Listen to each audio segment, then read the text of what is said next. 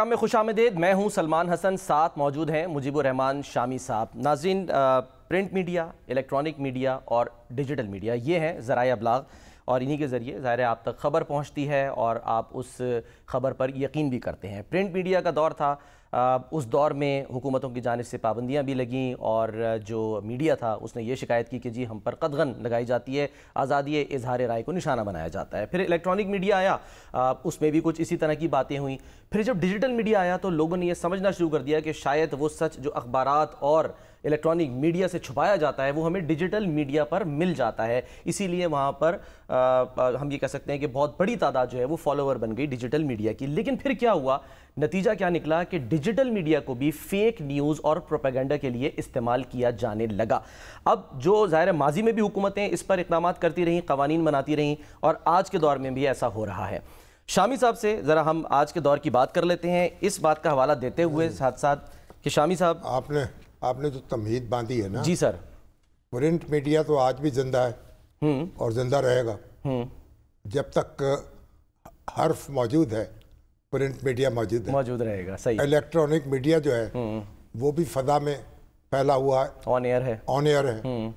اور یہ digital media جو ہے وہ بھی گھر گھر پہنچا ہوا ہے.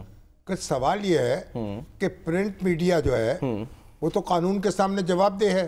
بالکل. الیکٹرانک میڈیا بھی جواب دہ ہے اور خود احتسابی بھی کرتا ہے. ڈیکلریشن ہولڈر کون ہے، لائسنس ہولڈر کون ہے، گفتگو کون کر رہا ہے اور کیا کہہ رہا ہے.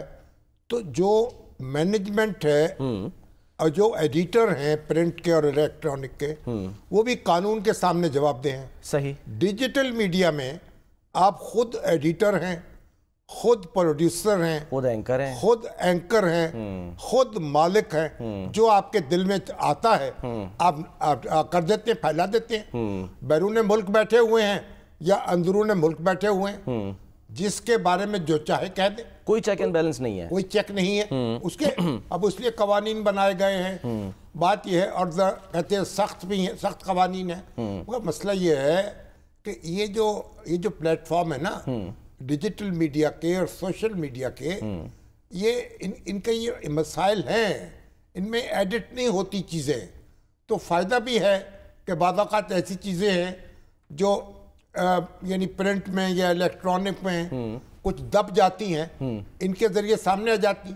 لیکن یہ بھی تو ہے کہ جھوٹ پھیلتا ہے، غیر ذمہ داری کی باتیں ہوتی ہیں. تمہارا ایک جو ڈیجیٹل میڈیا ہے یا سوشل میڈیا ہے وہ ایک کشمکش جاری ہے اس کے اور معاشرے کے درمیان، حکومت کے درمیان. صحیح. تو اب یہ آج کیا ہوا ہے سر؟ آج اسلام آباد کی مقامی عدالت نے 27 یوٹیوب چینلز بلاک کرنے کا حکم دیا ہے، کیونکہ جو ایف آئی اے اس نے درخواست دی تھی، جوڈیشل مجسٹریٹ ہیں عباس شاہ صاحب، جی ہاں، ان کو بلاک کر دیا جائے. ابھی آگے اس پہ ہم تفصیل سے بھی بات کرتے ہیں. وہ کہہ رہے ہیں کہ جی ریاست مخالف مواد پر 2 جون کو انکوائری شروع کی گئی اور انکوائری افسر کو عدالت نے سنا، ایف آئی اے، جی ہاں، اور ریکارڈ کا جائزہ لیا. حکم نامے میں کہا گیا ہے کہ شواہد کی بنیاد پر عدالت سمجھتی ہے کہ معاملہ پیکا ایکٹ اور تعزیرات پاکستان کے تحت قابل سزا جرم ہے. تو یہ ایک لسٹ ہے، اس میں ظاہر ہے سر بہت سارے چینلز ہیں، جو بھی چینلز ہیں، حیدر مہدی صاحب ہیں، کئی اچھے دوست بھی ہیں، صدیق جان ہیں اس میں. چلیے جو بھی ہے نام کیا لینے کسی کے، ٹھیک ہے. اور کئی ذمہ دار بھی ہیں، کئی غیر ذمہ دار بھی ہیں. صحیح. کئیوں پر دروازے بند ہو چکے ہیں مین سٹریم میڈیا کے. تو بہرحال دیکھیں ایک بات سنیں، اس میں جو بڑی ایک اہم بات ہے نا، میں نے ایک جسٹس سردار محمد اقبال صاحب مرحوم، جی جو ہمارے ایاز صادق صاحب جو ہیں اسپیکر قومی اسمبلی، ان کے سسر تھے. صحیح. اور بہت بڑے جیورسٹ تھے، بہت بڑے قانون دان. صحیح. لاہور ہائی کورٹ کے چیف جسٹس رہے. اور ان سے میں نے ایک بار پوچھا کہ آپ اپنی عدالتی زندگی جو ہے اس کا نچوڑ بیان کریں، کیا اگر نچوڑ بیان کریں گے تو کن الفاظ میں کریں گے؟ اچھا، کریئر کا پورے. انہوں نے کہا میری پوری عدالتی زندگی جو ہے اس کا نچوڑ صرف ایک فکرہ ہے. اور وہ کیا؟ Don't condemn a man unheard.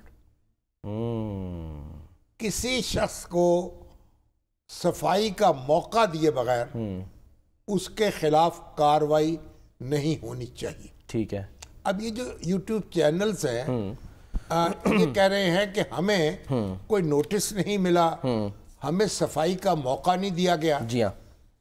جو بھی جرم ہو جتنا بھی سنگین کیوں نہ ہو اور جو بھی الزام ہو صفائی کا موقع تو دینا چاہیے، ٹھیک ہے نا؟ بالکل، صفائی کے موقع کے بغیر تو پھر آپ کارروائی تو نہیں کر سکتے۔ سر جو یوٹیوبرز ہیں انہوں نے کہا کہ جی ان کو تو آج یہ ایک میسج ریسیو ہوا، وہ ہم اسکرین پہ بھی اپنے دکھاتے ہیں، میں صرف چھوٹا سا سر بتا دوں کہ جی we have received a legal removal request citing the court order فلاں فلاں، آج کی ڈیٹ کا یہ copy of the court order is attached for your reference, you may choose to act on the said content. ہاں، اب سر سوال یہ ہے کہ ان کو سنا نہیں گیا، وہ کہتے ہیں ہمیں سنا نہیں گیا۔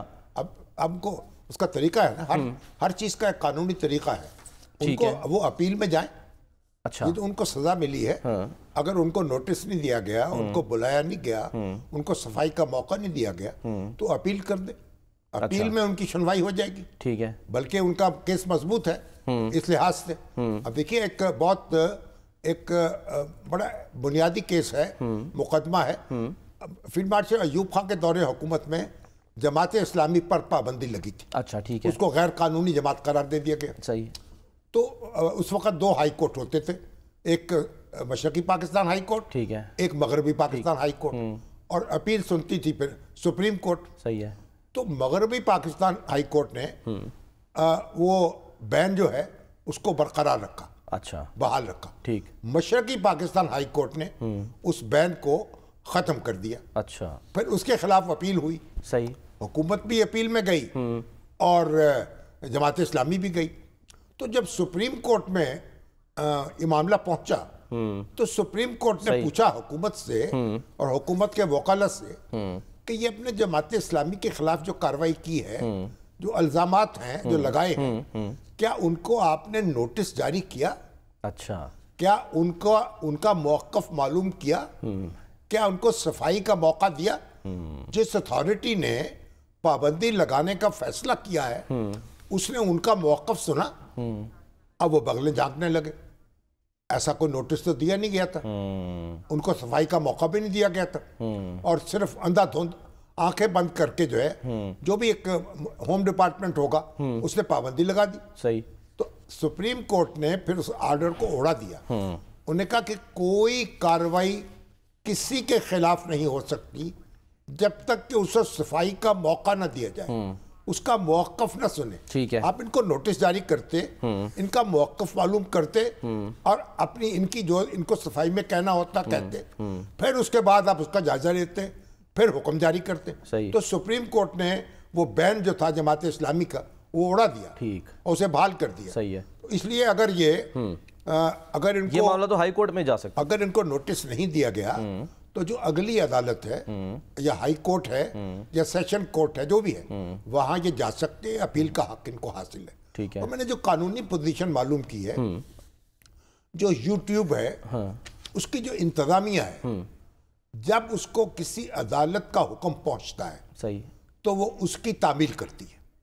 ٹھیک ہے، اگر ان کو عدالت نے حکومت نے ان کو عدالت کا نوٹس پہنچا دیا کہ یہ جو چینلز ہیں ان کو بند کر دیا جائے، لوکل لا کو فالو کرنا ہے انہوں نے اس عدالت کے فیصلے کو فالو کرنا ہے۔ ٹھیک ہے، اگر اپیل میں یہ آرڈر اڑ جائے اور جو اس وقت ملزمان ہیں ان کے حق میں فیصلہ آ جائے تو ان کے چینلز جو ہیں وہ بحال ہو جائیں گے۔ اچھا، مین وائل اگر بند بھی ہو جاتے ہیں تب بھی آرڈر، ٹھیک ہے، نہیں بند تو ہو جائیں گے، پھر بحال ہو جائیں گے۔ صحیح ہے، اس لیے ان کے لیے مناسب بات یہ ہے کہ وہ عدالت میں جائیں، اپیل کریں، وہاں اپنا مقدمہ لڑیں اور اس کے بعد ان کی سنوائی ہوگی۔ یہی ایک تقاضا ہے جو جب وہ کارروائی ہوتی ہے حکومت کے، ہمارے خلاف بھی ڈکلیریشن ہمارے ضبط ہوتے رہے، سزائیں ملتی رہیں، ہم اس میں حکومت کے خلاف جو ہے جنگ لڑتے رہے عدالت میں، کبھی دیر سے ملا کبھی جلد ملا لیکن انصاف ملا، اور یعنی بھٹو دور میں جو زندہ تو رہے نا تمام تر، پھر ہمیں ڈیکلیریشن نہیں ملتا تھا، ہم جن کے پاس ڈیکلیریشن ہوتا تھا ان سے لے لیتے تھے ڈیکلیریشن، اور پھر اس کو اپنا پرچہ چھاپنے شروع کر دیتے ہفتوں ہوتا۔ تو کئی ڈیکلیریشن جو تھے وہ ہم نے اس طریقے سے لوگوں سے حاصل کیے، ایک پہ کارروائی ہوتی تھی پھر دوسرا لے لیتے تھے۔ جب جنرل ضیاء الحق کا مارشل لا لگا تو پہلی میٹنگ انہوں نے بلائی ایڈیٹرز کی. ٹھیک. اس میں ڈیلی اخبارات کے ایڈیٹرز بھی تھے اور ہفت روزہ کے بھی. ہفت روزے جو تھے اس وقت روزنامہ اخبارات سے بڑھ گئے تھے کئی. اچھا. کئی اخبارات. ہمارا اپنا ہفت روزہ جو تھا وہ 70,000 75,000 میں کی تعداد میں شائع ہوتا تھا. اچھا. کیونکہ ڈیلی اخبارات کو بہت سو کو دبا لیا تھا حکومت نے, اور ویکلی جو تھے وہ ان کے سٹیکس بڑے کم تھے, وہ قابو نہیں آتے تھے. اچھا. تو جب وہاں میٹنگ شروع ہوئی اور میں کھڑا ہوا ایک سوال کرنے کے لیے, اچھا, تو جنرل ضیاء الحق نے مجھ سے پوچھا اور کتنے ڈیکلیریشن آپ کے پاس باقی ہیں. اچھا. تو مطلب یہ ہے ایک ڈیکلیریشن کے خلاف کارروائی ہوئی, دوسرا لے لیا, دوسرے کے خلاف کارروائی ہوئی. دیکھیے جو جد و جہد ہے نا, جب آئین اور قانون کے دائرے میں رہ کر کی جانی چاہیے اور مؤثر طریقے سے کی جا سکتی ہے, تو ہمارے جو دوست ہیں جن کے خلاف یہ کارروائی ہوئی ہے, ہمیں ان سے ہمدردی ہے. اور اور ان کو ہمارا مشورہ یہی ہوگا وہ اپیل میں جائیں اور اگلی عدالت کا دروازہ کٹکھٹائیں اور وہاں اپنا مقدمہ جو ہے وہ پیش کریں. ٹھیک ہے سر, ہمدردی تو ہے, لیکن وہ لوگ جو کوئی بھی موقع ہاتھ سے جانے نہیں دیتے اور پاکستان مخالف, یعنی کہ کوئی بھی. دیکھیے یہ عدالت کہیں پہلی عدالت میں فیصلہ ہوگا, عدالت ان کو نوٹس دے, ان کا موقف سنے, پھر فیصلہ کر دے. یعنی انہرڈ جو ہے نا وہ کنڈیم نہیں ہونا چاہیے. بھائی جو بھی ہے, جو ہم کسی پر اب کوئی بھی الزام لگاتے ہیں, ہر دور کی حکومتیں تو اخبارات پہ اور میڈیا پہ تو الزام لگاتی چلی آتی, ان کی تو عادت ہے. ہر چیز جو ہے ان کو ریاست دشمن نظر آتی ہے. حکومت اور ریاست میں ہماری حکومتیں فرق نہیں کرتی. بعض اوقات حکومت کا موقف درست بھی ہو سکتا ہے, لیکن بحیثیت مجموعی اگر آپ دیکھیں, ماضی کا جائزہ لیں, تو آپ حکومت جو ہے اس نے اپنے حدود و قیود جو ہیں ان کو کراس کیا ہے. صحیح ہے. اور میڈیا کے خلاف کارروائیاں کی ہیں. اب تو آپ تصور نہیں کر سکتے ان کارروائیوں کا جو پہلے ہوتی رہی ہیں. بہرحال اب قانون کا راستہ اختیار کیا جائے. اب یہ مقدمہ لڑے ہمارے دوست جو ہیں, جو بھائی ہیں, اور پھر یہ بھی ہے کہ دیکھیں جو احتیاط سے اپنے نقطہ نظر کا اظہار کریں. یہ ججوں کے بارے میں, جرنیلوں کے بارے میں ایسے گفتگو نہ کریں جیسے اپنے ہمجولیوں کے بارے میں کی جاتی ہے. اور پھر اب میں دیکھا تھا کہ ایک صاحب کہہ رہے تھے, دیکھیے جی وہ ٹاؤٹ کا لفظ استعمال کر رہے تھے, اسٹیبلشمنٹ کے ٹاؤٹ, ایک فاضل جج کے بارے میں, 2 ججوں کے بارے میں. یہ کوئی لہجہ جو ہے اس کی کوئی پذیرائی نہیں ہو سکتی, نہ اس پہ پھر آپ کو ریلیف ملے گا. تو اس لیے آسان طریقے سے اپنی بات کیجئے, نہ جھوٹ گھڑیے, نہ جھوٹ پھیلائیے, نہ لوگوں کی توہین کیجئے. بالکل سر, جھوٹ نہ پھیلائیے, لیکن کوشش کی جائے, پتہ نہیں وہ جھوٹ ہے نہیں ہے, کیونکہ بہت سی خبریں نظر ہے. ہاں, میں اصل مثال کے طور پہ تھوڑا سا آپ کو چاہوں گا کہ اس پہ ذرا تبصرہ بھی کریں کہ یہ جو خبر آئی کہ جی ایک تو نواز شریف صاحب جو ہیں وہ جانا چاہتے ہیں, جس کو ہم نے ڈسکس کیا تھا پروگرام میں, پھر کامران شاہد صاحب کے شو میں رانا ثناءاللہ صاحب نے اس کی تردید کر دی, پھر اس کے بعد عرفان صدیقی صاحب بھی جو ہیں وہ کہہ رہے ہیں. تو اس میں کیا بات ہوگی, اس میں کسی کا کیا نقصان ہو گیا؟ یہ کوئی اینٹی اسٹیٹ کاروائی ہو گئی. اچھا, اگر یہ خبر دے دی کہ نواز شریف صاحب جیل جانا چاہتے ہیں تو اس میں کیا بات ہے سر؟ اگر خبر کسی کا غلط ہو گئی, آپ اس کی تردید کر دیں. اچھا, اس میں کیا نقصان پہنچ گیا کسی کو؟ اچھا, ناقابل تلافی نقصان ہو گیا, پھر کسی کی عزت خراب ہو گئی. دیکھیے ایسا نہیں ہے, اتنا سینسیٹیو نہیں ہونا چاہیے. پھر اگر ان کو شکایت ہے تو مقدمہ کر دیں عدالت حیثیت اور عرفی کا, ڈیفیمیشن کا. اچھا, جس کو شکایت ہے وہ مقدمہ کر دے. تو یہ اس طرح کی باتیں جو ہیں اس پہ ناراض نہیں ہونا چاہیے, نہ وہ کوئی فرد جرم اس طرح کوئی فرق نہیں لگائی جا سکتا. صدر دادی سے متعلق کوئی بات نہیں, اس سے کیا ہے. اچھا, تو وہ ہوتا ہے اس طرح کے کاموں میں. اچھا, یہ تو دیکھا نا ہلکے پھلکی باتیں ہیں, گدگدی کر لی بھائی, زرداری صاحب کو ہٹایا جا رہا ہے. جب غلط خبر جو ہوتی ہے, جب اس کی تردید ہوتی ہے نا, تو جو خبر دینے والا ہے اس کی اس سے بڑی توہین نہیں ہو سکتی. اچھا, ہمارے زمانے میں تو ہم سمجھتے تھے, ہماری جوانی کے زمانے میں اگر کسی کی خبر کی تردید ہو جاتی تھی اس کے لیے ڈوب مرنے کا مقام ہوتا تھا. اچھا, اس لیے جن کی جو خبر ہے اگر اس طرح کی پھلجھڑیاں کو چھوڑتے ہیں تو وہ کوئی ریاست جو ہے اس کے مفادات کو نقصان نہیں پہنچ گیا کہ آپ ہر چیز جو ہے وہ غداری نہیں ہوتی, ملک دشمنی نہیں ہوتی. کوئی ہنستے بھی ہیں, کوئی مسکراتے بھی ہیں. اب نواز شریف صاحب خبر آئی کہ جی وہ جیل جا سکتے ہیں, جا سکتے ہیں, چلیے اچھی بات ہے, اس میں کوئی بات کیا. اب وہ علیمہ ہونا تو یہ چاہیے تھا نا کہ پی ٹی آئی کے لوگ جو ہیں وہ کہتے ہیں جناب سر آنکھوں پر, اگر آئیں گے تو جو ہمارے گھر پہ آئے گا ہم اس کی عزت کریں گے. وہ تو کیا کہہ رہے ہیں علیم آبادی کیا کہنے لگی, ان کی تو اپنے گھر میں عزت نہیں ہے, اپنے گھر میں کوئی نہیں سنتا, ہمیں کیا سنائیں گے. سنائیں سر ذرا, ہم سنا دیں ان کی زبانی آج جو ہے وہ کیا فرمایا ہے علیمہ خان صاحبہ نے, اور بھی بہت کچھ انہوں نے باتیں کی, دکھائیے جی. پتا نہیں, یہ تو انہوں نے پلان بنانا ہے, یہ پارٹی کے پاس پلان ہے, انہوں نے پلان بنایا ہوا ہے اور وہ خود اپنے وقت پہ بتائیں گے. علیمہ صاحبہ, وہ پلان کیا آپ سے شیئر کیا گیا ہے, اور اگر شیئر کیا گیا تو کیا آپ مطمئن ہیں اس پلان سے؟ جی. شریف صاحب عمران خان صاحب سے ملاقات کرنا چاہتے ہیں, یہ خبریں چلائی گئی تھی. یہ دیکھیں, جب تحریک کی اناؤنسمنٹ ہوتی ہے تو یہ باتیں شروع ہو جاتی ہیں. میں نے تو یہی کہا تھا کہ نواز شریف صاحب کو تو گھر والے بھی نہیں پوچھ رہے, تو عمران خان سے وہ مل کے کیا کریں. عمران خان تو جیل میں بند ہے, شاید آپ کو پتا نہیں ہے, خود لیڈ کروں گا, یہ تو لیڈ ہی کر رہے ہیں, انہوں نے اناؤنس تو کر دیا. اور آپ کیا چاہتے ہیں عمران خان سے, جو 26ویں ترمیم جس کے اندر سارے آپ کا رول آف لا دفن کر دیا گیا, آپ اس کی یہ نکلیں, کیونکہ آپ کو اس کی ضرورت ہے. آئندہ آپ کو انصاف کون سی ڈالتے ہیں. تو یاد رکھیں, آپ لوگوں نے جب نکلنا ہے تو آپ لوگوں نے اپنی آزادی کے لیے نکلنا ہے. عمران خان کہتے ہیں میں جیل میں آزاد ہوں اور آپ لوگ باہر قید. اب اگر وہ جا بھی رہے ہوں گے سر, تو یہ سن کے تو پھر کیا جائیں گے. نہیں, آپ دیکھیے, تو عقل نام کی چیز بھی ہوتی ہے نا. کوئی اگر کوئی کسی کے گھر آئی, خبر آ رہی کہ اب گھر آئے گا میرے ملنے کے لیے, یا جیل جائے گا, گھر جانا ہی ہے نا, گھر سے زیادہ ہے, تو کہیں جناب چشمے میں روشن, دل میں شاد, بسم اللہ, جو ہمارے گھر پہ آئے گا ہم اس کا خیر مقدم کریں گے.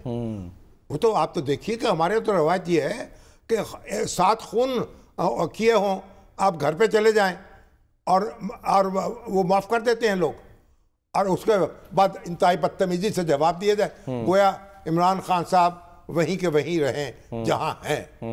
یہ بھی دیکھیں نا, نکلنا نہیں چاہتے پھر. نہیں مطلب نہیں, نکالنا نہیں چاہتے, مطلب ایک حماقت جو ہے اس کی بھی حد ہے. یہ ہمارے کلچر کے خلاف بات ہے. ان کو تو پی ٹی آئی کو کہنا چاہیے تھا, جناب ہم جو ہمارے پاس آئے گا ہم آنکھیں بچائیں گے. صحیح ہے سر, جو ان کے پاس آتا ہے اس کو روک بھی نہیں پاتے, لوگ چھوڑ کے چلے جاتے ہیں. سردار تنویر الیاس صاحب جو ہیں وہ چھوڑ کے چلے گئے. سردار تنویر الیاس صاحب بیچارے جو تھے وہ جناب وزیر اعظم بنے, جناب آزاد کشمیر کے, جھنڈا لہرایا ان کی گاڑی پہ, پی ٹی آئی کے, پی ٹی آئی کی تھا نا. جی ہاں بالکل, اور دھوم مچی ان کی. اس کے بعد پھر بیچارے جو ہیں اتنی عزت بچا کے بھاگے وہاں سے, اور بڑا عرصہ کچھ روپوش رہے. اب سنا ہے کہ پیپلز پارٹی میں شامل ہو گئے. جی ہاں, ہمارے ساتھ ہی ہیں سر. سردار صاحب السلام علیکم. وعلیکم السلام مجیبر رحمان شامی صاحب, بہت شکریہ, بہت نوازش. جہاں میں اہل ایمان صورت خورشید جیتے ہیں, ادھر ڈوبے ادھر نکلے, ادھر نکلے ادھر ڈوبے. بڑی مہربانی. تو جناب یہ آپ پیپلز پارٹی میں شامل ہو گئے؟ جی میں نے پیپلز پارٹی جوائن کر لی ہے. وجہ کیا بنی سر؟ دیکھیے, جب میں نے پاکستان تحریک انصاف نے چونکہ ہمارے ساتھ بے وفائی کی تھی, اور جب ہماری گورنمنٹ ختم ہوئی تو وہ ہمارے ساتھ نہ صرف کھڑے نہیں ہوئے, بلکہ جو میرا صدارت کا عہدہ تھا اسی دن جس دن عدالت نے فیصلہ کیا اسی دن مجھ سے پارٹی کی صدارت لے لی. جبکہ ان کی پارٹی کو ہم نے آزاد کشمیر میں بلدیاتی الیکشن کروا کے پورے آزاد کشمیر کے اندر ہر وارڈ لیول پہ ان کا جھنڈا لہرایا تھا.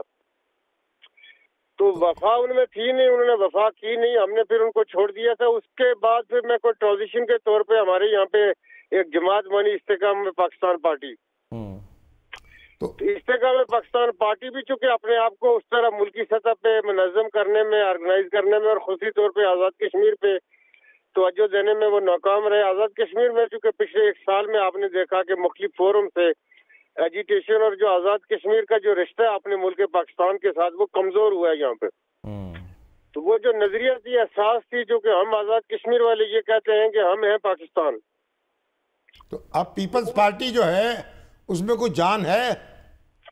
دیکھیے پاکستان پیپلز پارٹی کی آزاد کشمیر کی, میں اس وقت یہ کام اپنے آزاد کشمیر قانون ساز اسمبلی کے اندر یہ دوسری بڑی جماعت ہے اس وقت اسمبلی کے اندر. تو بلاول بھٹو سے کیا آپ کی بات چیت ہوئی؟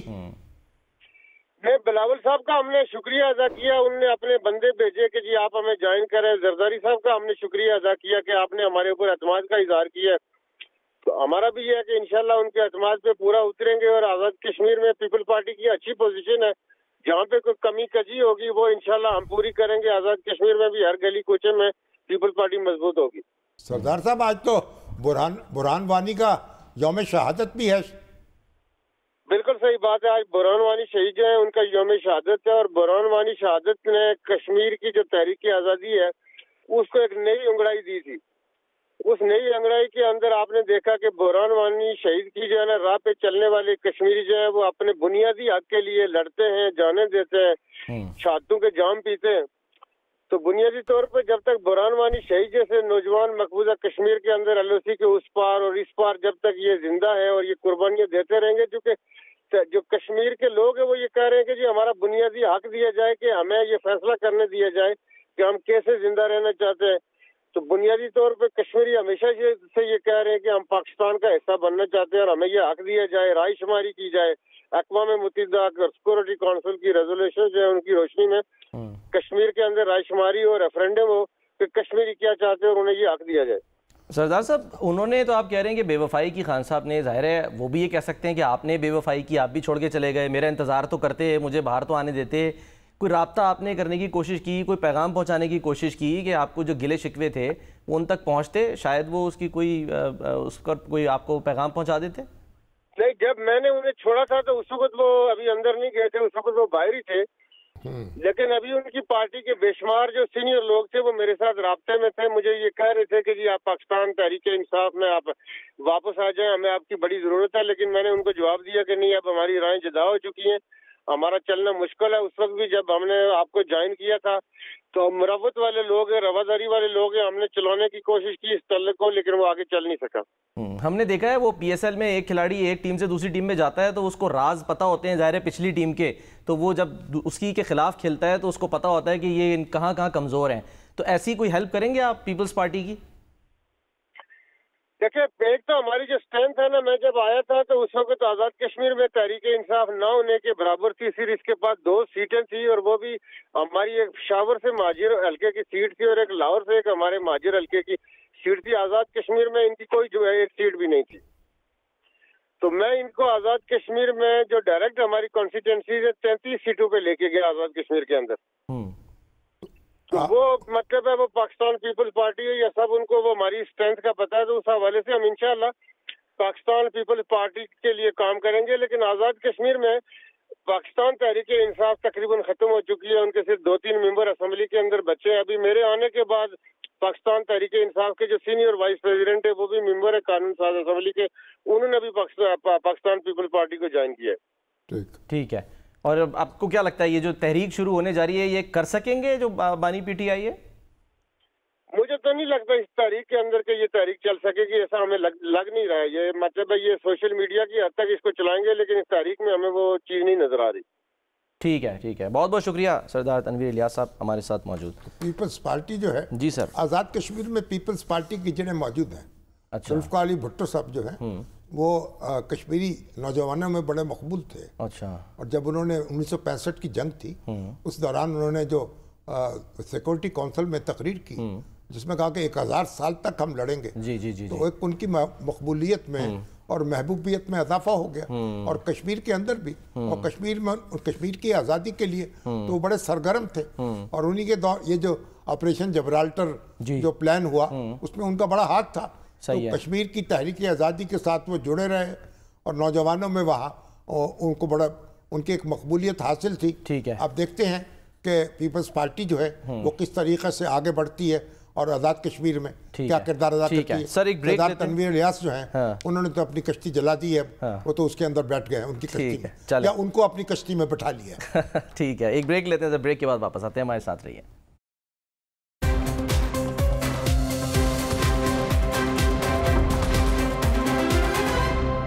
Welcome back. शामी साहब, एक तरफ जहाँ ये अलीमा खान साहबा कह रही हैं कि जी बानी जो हैं वो जेल में बेहतरीन किताब लिख सकते थे लेकिन उनके पास कलम कागज़ हो तो लिखें, दूसरी तरफ ये भी कह रही हैं कि जी इमरान खान के बेटे कासिम और सलमान पहले अमेरिका जाएंगे जहाँ वो अपने वालिद पर होने वाले जुल्म से आगाह करेंगे, इसके बाद वो पाकिस्तान में शुरू होने वाली तहरीक में हिस्सा लेंगे।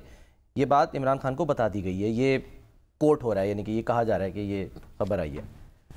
अब ये तो सर फिर वही कासिम और सलमान, जी सुलेमान वो जाएंगे पहले अमेरिका और वहाँ अपने वालिद पर जो मज़ालिम हो रहे हैं मुबैना उससे आगाह करेंगे। किसको? प्रेसिडेंट ट्रंप को, जो वो करना चाह रहे थे पहले। प्रेसिडेंट ट्रंप को या अमेरिकी राय आमा को, तो और उसके बाद फिर वो पाकिस्तान आएंगे, तहरीक में हिस्सा फिर तहरीक में हिस्सा लेंगे, तो ठीक है, उनके ऊपर पाबंदी तो नहीं है ना वो। अच्छा, ये शिकायत भी होती थी ना कि जी अपने बच्चों को तो बाहर बिठाया हुआ है और आपके बच्चे दूसरों के बच्चों का आप ला और रहे हैं। कासिम जो है वो पाकिस्तानी शहरी है ना, क्योंकि पाकिस्तानी बाप के बेटे हैं ना, तो उनकी शहरियत जो पाकिस्तानी है, डुअल नेशनलिटी। वो नहीं, पाकिस्तान के शहरी है वो। अच्छा। जहाँ भी यानी जो अगर पाकिस्तानी कोई पाकिस्तानी शख्स की औलाद जो है वो दुनिया के किसी भी खित्ते में पैदा हो जाए वो पाकिस्तानी रहेगी। सही है। और क्योंकि वो बरतानिया, उनकी वालदा बरतानिया की है, तो उनकी नेशनलिटी में बरतानिया की भी हो सकती है, और बरतानिया के साथ तो हम डुअल नेशनलिटी रख सकते हैं। जी हाँ, है बिल्कुल। तो वो अब यहाँ आके अपने वालिद की गिरफ्तारी के खिलाफ तहरीक चलाना चाहे तो इसमें ठीक है, अच्छी बात है। अच्छा, किसी को एतराज़ नहीं होना चाहिए। नहीं, हमें तो एतराज़ कोई नहीं है। अब उनके मुखालिफ कहेंगे ये मौरूसी सियासत हो गई है, फिर वो मौरूसी सियासत वो है, वो तो भाई जो पहले जो मौरूसी जेल काटना है ना, तहरीक चलाना है, मशक्क़त उठाना है, सोबत का सामना करना है, सही, तो भाई इसमें तो सियासत तो फिर होगी। जिस तरह बेनज़ीर भुट्टो ने किया, जिस तरह कलसूम नवाज ने किया, जिस तरह मरियम नवाज ने किया, उस तरह वो भी कर लेंगे। अच्छी बात है। तो ये तो फिर जवाब तो इमरान खान साहब को देना होगा ना, हमें तो नहीं देना। ठीक है, हम तो उनको हमारे भतीजे हैं, बच्चे हैं, हम उनको खुशामदेद कहेंगे, उनको फूल पेश करेंगे, उनको प्यार देंगे। चले सर, किस करेंगे, देखते ही हैं कि तहरीक का प्लान तो बन गया है, वो प्लान क्या है, उसकी बुनियाद क्या बनती है, ज़ाहिर कोई ना कोई बुनियाद बनाई जाती है, अभी तो कुछ समझ में नहीं आ रहा। जो भी है आने वाले वक्त अपनी तो सर तहरीकें माजी में शुरू हुई क्या है, वो हफीजुल्लाह नियाज़ी साहब शेर पढ़ गए थे, मैं भी पढ़ता हूँ अक्सर, कि कोई मेहमान नशीं क्यों शाद या नाशाद होता है, गुबारे कैस खुद उठता है खुद बर्बाद होता है। राज़तुल्लाह खान साहब जेट पढ़ते थे। सही। तहरीक खान साहब चलाएंगे, उनके बच्चे चलाएंगे, उनके कारकुन चलाएंगे, नतीजा भी वो तो उसका सामना करेंगे। अगर कामयाब नहीं होगी तो भी, कामयाब होगी तो भी, पर कामयाबी भी क्या है, कामयाबी तो फिर अगर एक दफा नाकामी थी फिर दूसरी दफा से, फिर तीसरी दफा से। सर मैं सवाल ये जो सियासी जिद्दोजहद है ना, इसमें नाकामी कुछ नहीं होती। अच्छा, हाँ, इसमें बस हिम्मत नहीं हारनी। खान साहब जो है, देखिए एक बात तो है, उलुल अज़्म हैं, जिद के पक्के हैं, हट के पक्के हैं, ये तो मैंने पाया उनको। अड़ जाते हैं, डट जाते हैं, सच्ची बात ये। बाकी तो फिर कमियां, कोताहियां, कमजोरियां वो हर जगह हैं, उनमें भी हैं, लेकिन ये एक बात उनमें है। अच्छा ठीक है। अच्छा सर, अब इसमें ज़ाहिर है मेरा सवाल ये कि मैं करना चाहता कि कोई ना कोई रीज़न बनता है। अब हुकूमत अगर सब अच्छा कर रही है तो कोई जवाज़ नहीं बनेगा कि आवाम को उसके खिलाफ उठाया जा सके, लेकिन हुकूमत के गुड गवर्नेंस के दावे तो हैं सर, खबरें साथ साथ फिर ये भी आती हैं जैसे। ये तो खान साहब तो नहीं करेंगे, खान साहब तो उनको कहें नहीं, उनकी गुड गवर्नेंस क्यों मानेंगे, वो तो अपोजिशन में है।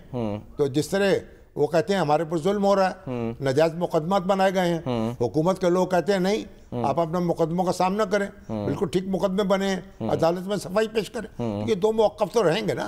हुकूमत कहती रहेगी हमारी गवर्नेंस बड़ी अच्छी है, हमारी जनाब इकॉनमी हमने अच्छी कर दी है। और देखिए शुगर की, अब देखिए शुगर क्या है, शुगर की दरामद की इजाज़त दे दी गई है। ये शुगर का मसला ही हल नहीं होता हमसे, कभी बरामद हो रही है, कभी दरामद हो रही है। मेट्रिक टन इजाजत दी, ये कहा गया कि जी कीमत जो है वो नहीं बढ़ेगी, कीमतें बढ़ी भी और उसके बाद हम जो है वो कभी महंगी हो जाती है, कभी सस्ती हो जाती है, कभी कहते हैं वो एक्सपोर्ट कर दो, एक्सपोर्ट करते हैं, फिर महंगी हो जाती है, फिर इंपोर्ट करते हैं। ये तो हुकूमत निकल क्यों नहीं जाती है इस कारोबार से।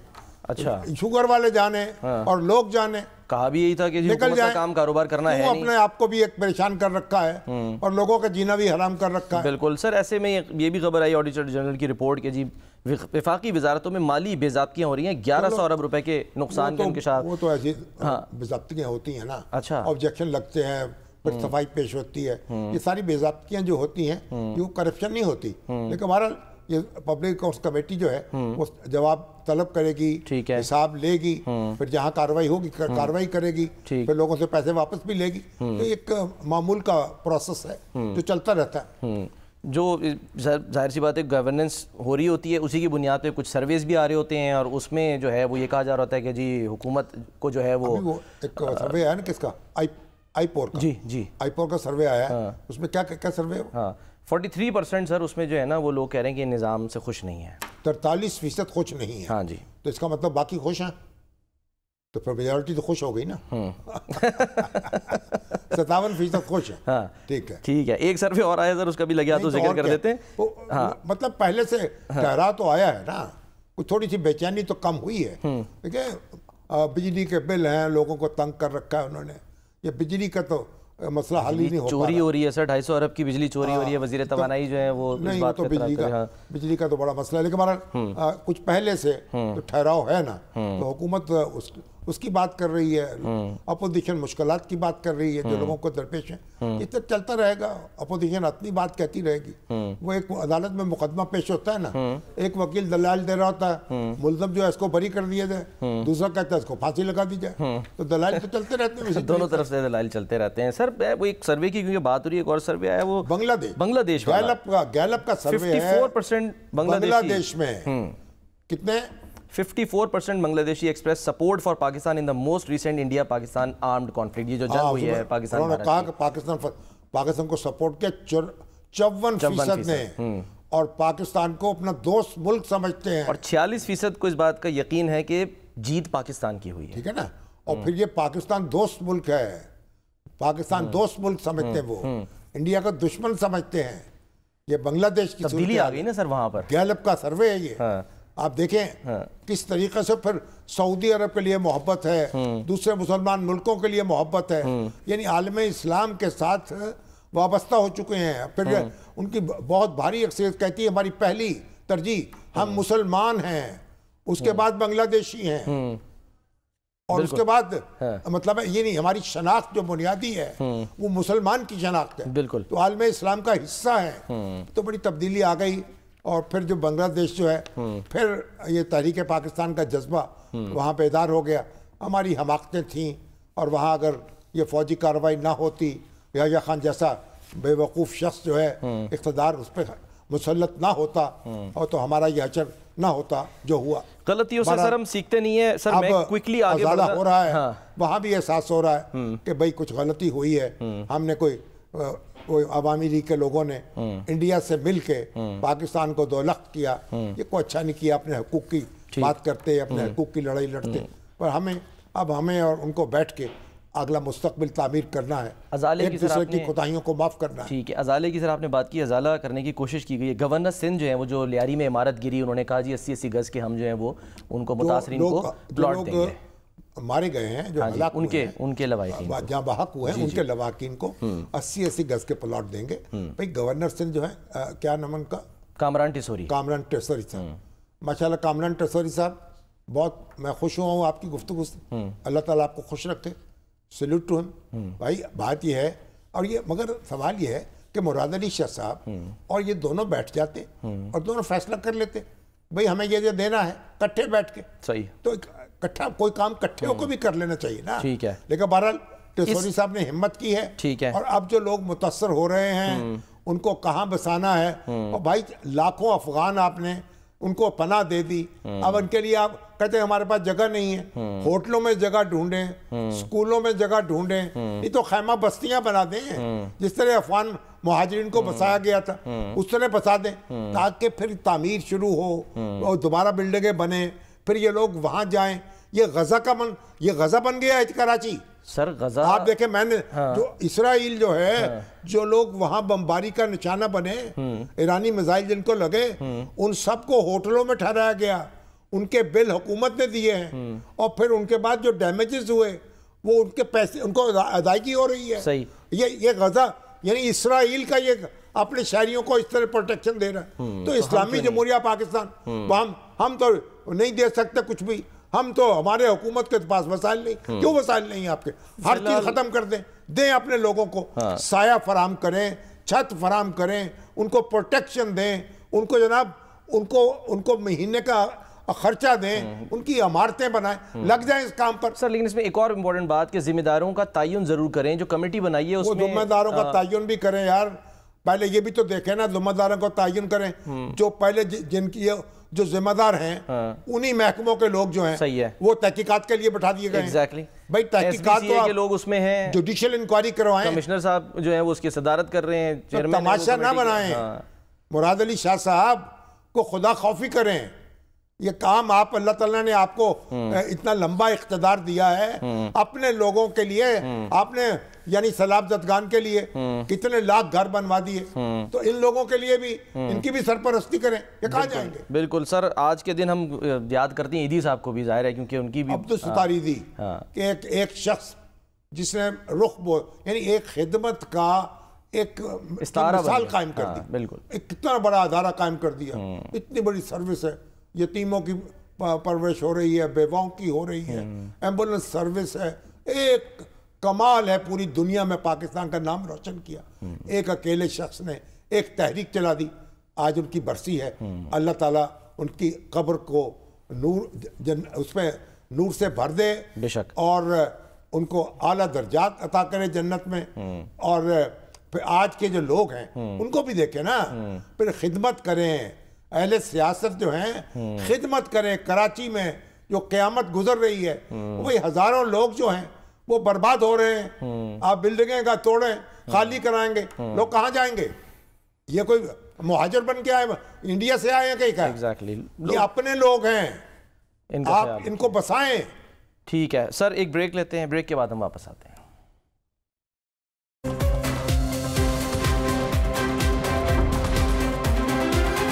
پروگرام کا وقت ختم ہوتا ہے، ناظرین اپنا خیال رکھیے، اللہ حافظ۔